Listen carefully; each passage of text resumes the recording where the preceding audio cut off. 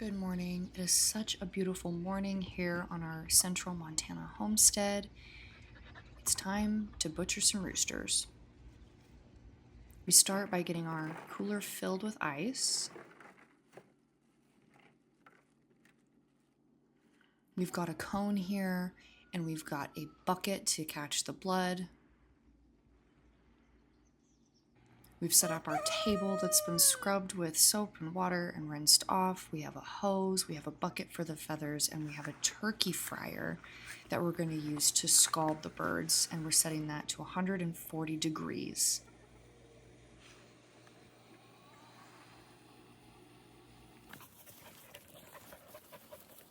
Obviously, we have to catch the roosters so that we can dispatch them and process them, but my husband and I have to have a conversation on which rooster we're going to keep, as we're only keeping one, and we want to pick wisely. We want to make sure we select the rooster that not only has the best temperament, but the best breast size. We're also looking for roosters that have the bluest legs and the best features for their breed. And the breed we're working with here, this is our first time having American Bresse. They are known as the Wagyu of chicken. Apparently they taste really good. I haven't tried one yet. So we want to make sure we're honoring the qualities of the American Bresse while also sort of being mindful of the characteristics that are important for us and our homestead. It's really important for me that I don't have an aggressive rooster that's attacking people. I have a 10-month-old son.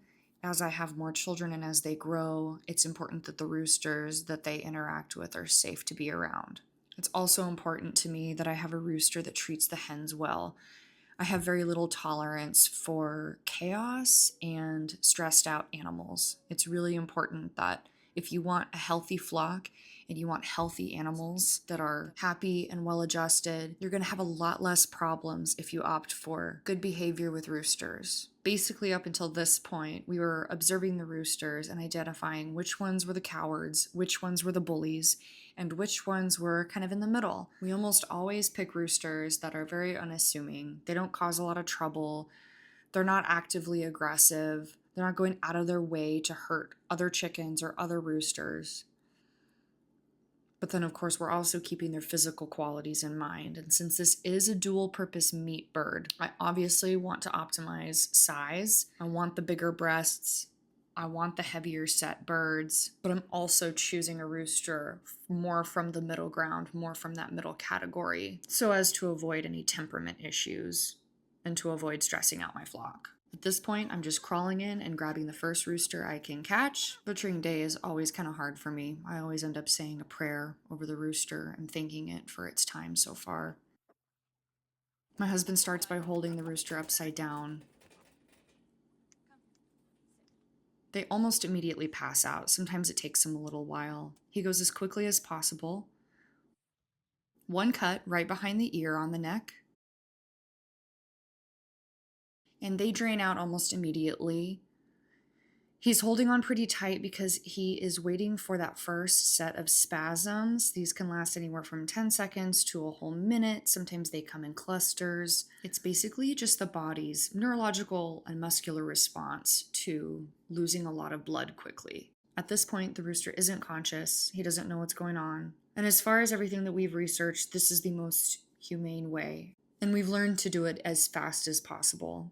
I still get pretty emotional. It's always one of those things where you raise your animals and you provide them with the most fulfilling life that you can while they're alive. But I think this is really important. I think it's important to have a good relationship with your food. I think it's important to know where food comes from. And I think it's even more important to create better conditions for the food that you eat than these companies do and these corporations. We start off by scalding. After the dispatching portion is done, then we start off with scalding, and that's where you basically dunk the rooster as thoroughly as possible in 140-degree water. This loosens up the feathers, opens up the pores, which makes plucking a lot easier. At this point, I'm just focusing on the body, making sure all the feathers are getting drenched down to the skin. And you really want to keep the skin intact. At this point, I'm going to push the feet down into the water because I also want to scald the feet. And this is an important step because chickens step in poop, and I don't want that poop ending up in my crock pot down the road because I always keep the chicken feet.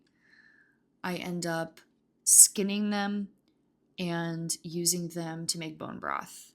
Chicken feet are one of the more nutritious parts of the animal. Believe it or not, chickens are not actually very nutrient dense. Red meat is far more nutrient dense, but there are parts of the chicken that give you a higher nutrient content, and those include the feet, the skin, and the organs. And at this point, we've got a little bit of an assembly line going. My husband has plucked the first 2 chickens while I'm about to start plucking the third. Then he will start butchering those first 2. Now that the rooster's scalded, I'm just going to rinse it off with some ice cold water. This just stops the chicken from cooking, basically. The first thing I do is I skin the feet. The skin will come off the easiest when you've scalded the chicken the right amount. And so these were pretty easy. I basically deglove the skin. I start up at the knee and I just pull straight down. The skin comes off easily. If you've done a really good job, it'll take off the toenails with it. Sometimes you have to kind of work at it to get the toenails off. And then I just get started. I'm going against the grain here, basically just running my hands up along the bird and pulling out handfuls of feathers. I did a pretty good job on these. I've gotten the hang of this at this point. The balance with scalding is an interesting one to make. You really don't want the water to be too hot, and you don't want to scald for too long, because what'll happen is you'll pull the feathers and you'll take the skin right with it. You basically want to underscald just enough where you're not cooking the skin, but you're making the feathers easier to remove. At this moment, I'm bagging up the liver and the heart from each chicken. Those are my favorite organs to keep.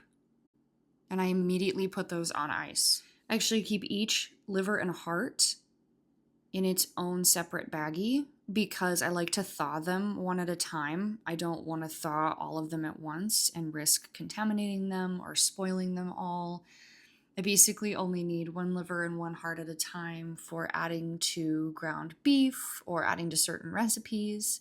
And they're also really nutrient dense for pregnancy. So sometimes what I'll do is I'll butcher and save up organs, I'll save up chicken feet, I'll save up some of the more nutrient dense parts of this process to use during conception, pregnancy, and postpartum.